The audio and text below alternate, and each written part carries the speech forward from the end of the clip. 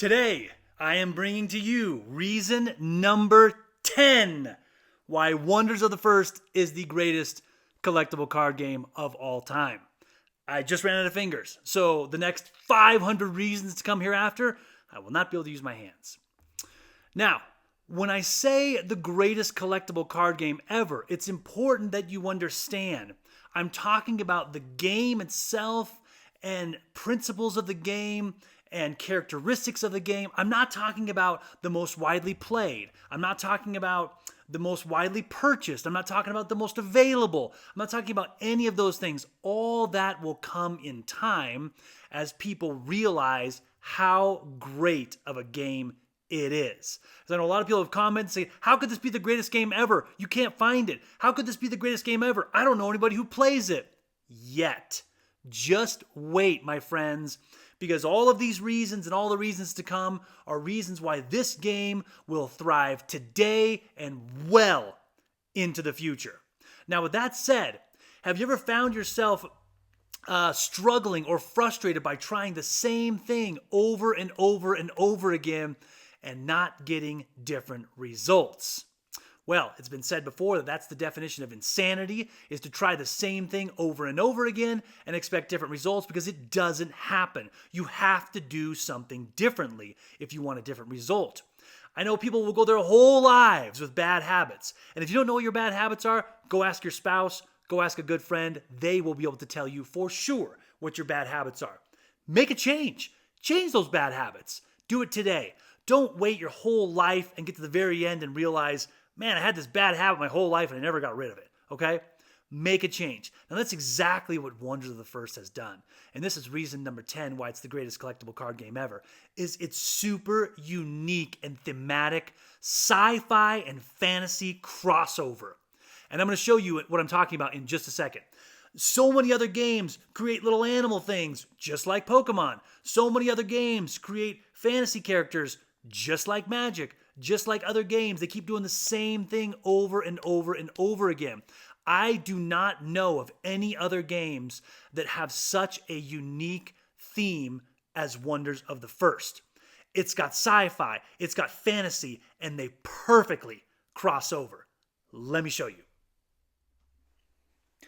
So I have here just a selection of 17 cards of the over 400 card initial set, just to give you a taste on how epic and fantastic this world is. So starting out, this image may be familiar. Everything came from the first, which obviously is in space. It's this planet that kind of formed all the other orbitals that make up the game. Okay, and from the first, we have these fantastic locations like the Market of Lost Wonders from Boundless. We have the Blazing Phoenix Pub, from the Sulfera orbital. And again, orbitals just refer to the planet or kind of the area where that was broken off from the first and what was formed there.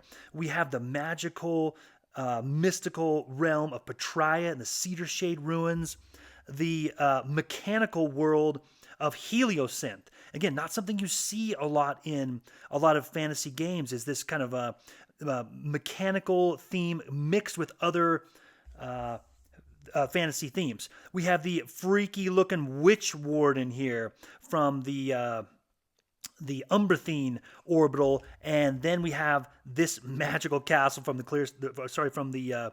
Thalwind, which is the Clear Sky Eyrie, both sky and water represented in this orbital. Of course, what would a fantasy game be without dragons? This game has some amazing dragons to include in the game, and I think in the next set there's going to be even more dragons. Ever since I laid eyes on this guy, I was in love with this card. It's such an amazing, cool-looking card. You have technology. So along with swords and things like that, there are firearms. There's this bow and arrow, which looks utterly complex, but has an amazing ability.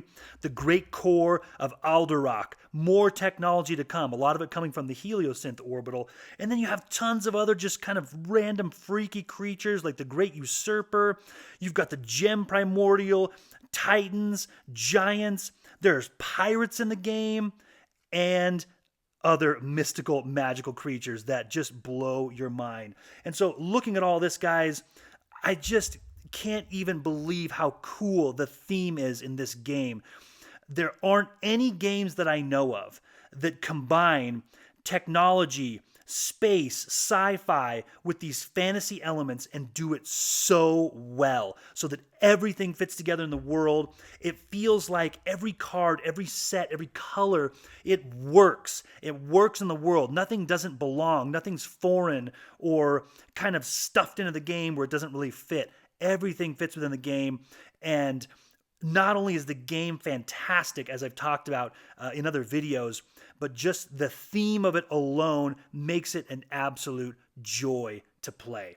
Again, remember guys, this is not the greatest collectible card game ever because it's the most widely played or the most widely available, but it will be. It will be the most widely played, and it will be the most widely available because of so many reasons that this game is so great. And trust me, there are more to come.